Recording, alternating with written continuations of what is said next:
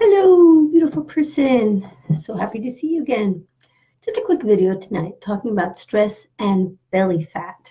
It's um, it's an interesting thing because very often we think, well, if we're stressed, then we're not eating and we're not sleeping and we're having all sorts of trouble and we're going to get skinny. But the fact of the matter is, very often stress will cause that Buddha belly that we struggle so hard to get rid of. Because not only is it unsightly, I mean, big deal, who cares? But the important thing is that it is dangerous. That visceral fat, that stress fat in the belly is going to cause all sorts of problems and it can lead directly to diabetes and heart disease and all the other things. So I just want to talk a few things about this connection between stress and belly fat and what you can do about it. So I'm just going to be looking at my notes because, as you know, I like to do some research on this. The number one word associated with stress and belly fat is cortisol. That is our stress hormone. And cortisol is very useful when it's done properly. It causes our fight or flight reflex, which is great if you're being chased by a saber-toothed tiger and your cortisol spikes and off you run. And that's great. In our modern society, there are too many saber-toothed tigers knocking around. So what we have is this chronic low-grade stress, and some of it spikes and so on.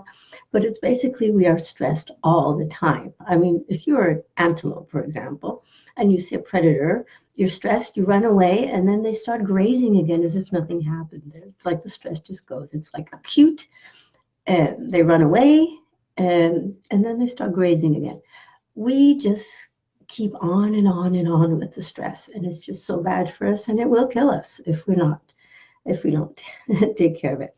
So just looking at my notes here, cortisol. So cortisol is supposed to spike in the morning to wake us up, and then it's supposed to sort of come down in the evening so that we can sleep.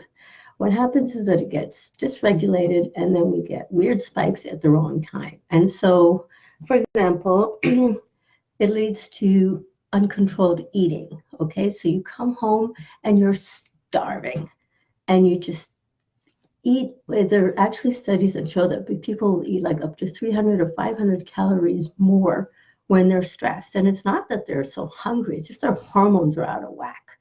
And so they think they're hungry.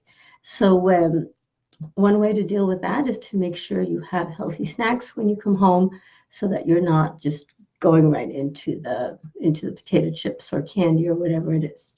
But the thing is that there's a reason why, even if we have the healthy snacks, we might go into the into the carbs, and that's an interesting thing actually.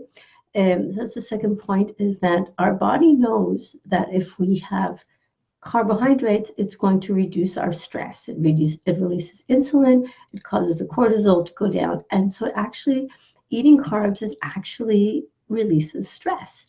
The problem is that it also spikes our blood sugar and it gives us extra empty calories that we don't need. All the other issues that are associated with eating too many carbs. As you know, I'm always talking about the low carb, high fat lifestyle that we need. But when we're stressed, we head for the carbs. That's our comfort food because it actually does reduce the cortisol. Problem is, it causes other problems. So one way to deal with that is to have things like fat bombs or other ways of making sure that we can comfort and de-stress ourselves without too many carbohydrates. The other thing is that too much cortisol will lead to, so the cortisol is a stand-in for stress. Too much stress leads to too much cortisol, which leads to problems of chronic inflammation.